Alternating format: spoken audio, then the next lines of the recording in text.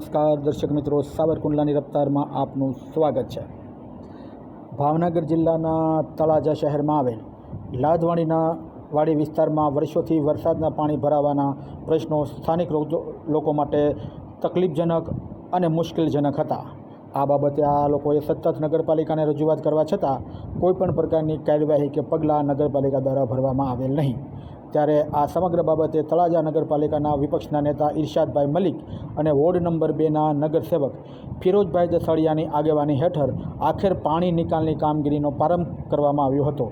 મળતી માહિતી મુજબ વરસાદી પાણી યોગ્ય રીતે જમીન દ્વારા શોષાઈ શકે તે માટે ખાસ કરીને ભૂંગળાનું ડ્રેનેજ કાર્ય હાથ ધરવામાં આવ્યું હતું અને વિરોધ પક્ષના નેતાએ પણ જાતે જ આ કામગીરી કરી હતી।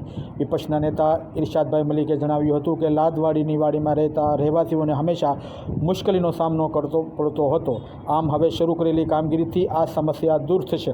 સ્થાનિક લોકોએ પણ નગર સેવકોએ કરેલી આ કામગીરીની પ્રશંસા કરી હતી, જ્યારે જવાબદાર પ્રતિનિધિઓનો આભાર પણ વ્યક્ત કરવામાં આવ્યો હતો અને ભવિષ્યમાં પણ આવી જ કાર્યવાહી નગર સેવકો દ્વારા કરવામાં આવે તેવી લાગણી પણ વ્યક્ત કરી હતી। Bureau report, સાવરકુંડલાની રફતાર, Iqbal Sorathiya, Mahuva.